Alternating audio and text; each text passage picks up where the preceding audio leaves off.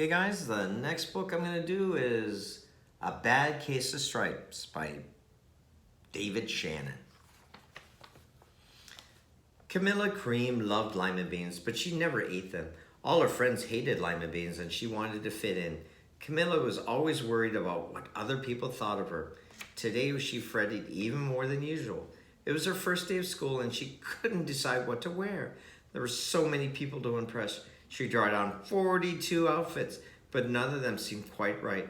She put on a pretty red dress and looked in the mirror, and then she screamed. Her mother ran into the room and screamed, "Oh my heavens," she cried, "you're completely covered in stripes." It was certainly true. Camilla was striped from head to toes. She looked like a rainbow. Miss Cream felt Camilla's forehead. "Do you feel all right?" she asked. "I feel fine," Camilla answered. Just look at me." "You can get back into bed this instant," her mother ordered. "You're not going to school today." Camilla was relieved. She didn't want to miss the first day of school, but she was afraid of what other kids would say, and she had no idea what to wear with those crazy stripes. That afternoon, Dr. Bumble came to examine Camilla. "Most extraordinary," he exclaimed. "I've never seen anything like it. Are you having any coughing, wheezy, sneezy, runny nose, aches, pains, chills, hot flashes, dizziness, drowsiness, shortness of breath, or uncontrollable twitching?" "No," Camilla said, "I feel fine." "Well then," said Dr. Bumble, turning to Mrs. Cream, "I don't see any reason why she shouldn't go to school tomorrow. Here's some ointment that should help clear up those stripes in a few days. If it doesn't, you know where to reach me." And off he went. The next day was a disaster. Everybody at school laughed at Camilla, and they called her Camilla Crayon and Night of the Living Lollipop. She tried her best to act as if everything was normal, but when the class did the Pledge of Allegiance, her stripes turned red, white, and blue, and she broke out in stars. Look at her face. She's got stars on her face and everything. Other kids thought this was great. One yelled out, "Let's see some purple polka dots." Sure enough, Camilla broke out in purple polka dots. Someone else shouted, "Checkerboard!" and a pattern of squares covered her skin. Soon everybody was calling it different shapes and colors, and poor Camilla was changing faster than you can change channels on a TV. That night, Mr. Harns, the school principal, "I'm very sorry, Mrs. Cream," he said. "I'm going to have to ask to keep Camilla home from school. She is just too much of a distraction, and I've been getting calls from other parents that are afraid that these stripes might be contagious." Camilla was so embarrassed. She couldn't believe that 2 days ago everyone liked her. Now nobody wanted to be in the same room with her. Her father tried to make her feel better. "Is there anything I can get you, sweetheart?" he said. "No, thank you," sighed Camilla. What she really wanted was a nice plate of lima beans. But she had been laughed at enough for one day. Well, I see." Dr. Bumble rumbled on his phone the next day. "I think I better bring in the specialist. I'll be right over." About an hour later, Dr. Bumble arrived with 4 people in long white coats. He introduced them to the Creams. "This is Dr. Whoop, Dr. Sponge, Dr. Cricket, and Dr. Young." Then the specialist went to work on Camilla. They squeezed and jabbed and tapped and tested. It was very uncomfortable. "Well, it's not the mumps," said Dr. Young. "Or the measles," said Dr. Sponge. "Definitely not chickenpox," put in Dr. Cricket. "Or sunburn," said Dr. Young. "Try these," said the specialist as they handed over a bottle filled with different colored pills. "Take one of each day before bed," said Dr. Goop. And then they filed out the front door, followed by Dr. Bumble. That next day, Camilla took her medicine. It was awful. When she woke up the next morning, she didn't feel different, but when she got dressed, her clothes didn't fit right. She looked at the mirror, and there, staring back at her, was a giant multicolored pill with her face on it. That's no fun. Dr. Bumble rushed over as soon as Mrs. Cream called, but this time, instead of the specialist, he brought in the experts. Dr. Gordon, Dr. Mellon were the finest scientific minds in the land. Once again, Camilla was poked and prodded, looked at, and listened to. The experts wrote down lots of numbers, then they huddled together and whispered. Dr. Gordon finally said, "It might be a virus," he announced with authority. Suddenly, 2 fuzzy little virus balls appeared all over the Camilla.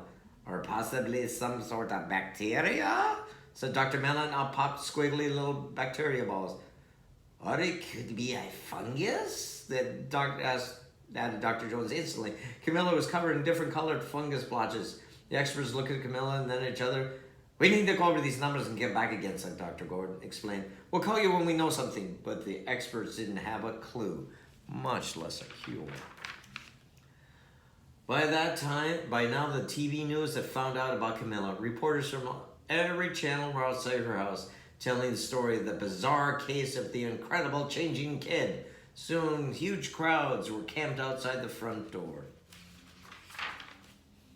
The creams were swamped with all kinds of remedies from psychologists, allergists, herbalists, nutritionists, psychics, and an old medicine man, a guru, and even a veterinarian. Veterinarian treats animals. Each so-called cure only added to poor Camilla's strange appearance until it was hard to even recognize her. She sprouted roots and berries and crystals and feathers and a long furry tail. She's got her tail right here. But nothing worked. One day, a woman who called herself an environmental therapist claimed to cure Camilla. Come, close your eyes, she said. Breathe deeply and become one with the room. I wish you hadn't said that, Camilla groaned. Slowly, she started to melt into the walls of her room. Her bed became her mouth, her nose was a dresser, and 2 paintings were her eyes. Therapist screamed and ran out the house. What are we going to do? Cried Mrs. Cream. It's just getting worse and worse. She began to sob. At that moment, Mrs. Cream heard a quiet little knock at the front door. She opened it, and there stood an old woman who was just as plump and sweet as a strawberry. Excuse me, she said brightly, but I think I can help. She went into Camilla's room and looked around. My goodness, she said, and was shaking her head. What we have here is a bad case of stripes. One of the worst I've ever seen. She pulled a container of small green beans from her bag. Here, she said, these might do the trick. Those magic beans, asked Mrs. Cream. Oh my, no, replied the kind old woman. There's no such thing. These are just plain old lima beans. I bet you would like some, wouldn't you? She asked Camilla. Camilla wanted a big helping plate of lima beans, more than just about anything, but she's afraid to admit it. Yuck, she said. No one likes lima beans, especially me. Oh dear, the old woman said sadly. I guess it was wrong about you. She put the beans back in her bag and started towards the door. Camilla watched the old woman walk away. Those beans would taste so good, and she was being laughed at for eating them was nothing compared to what she'd been going through. Finally, she couldn't stay it. Wait, she cried. The truth is, I really love lima beans. I thought so, the old woman said with a smile. She took a handful of beans and popped them into Camilla's mouth. Said Camilla. Suddenly, the branches and feathers and squiggly tails began to disappear, and the whole room swirled about. When it stopped, there stood Camilla, and everything was back to normal. I'm cured, she shouted. Yes, said the old woman. I knew the real you was in there somewhere. She patted Camilla on the head. Then she went outside and vanished into the crowd. Afterward, Camilla wasn't quite the same. Some of the kids at school said she was weird. She didn't care one little bit.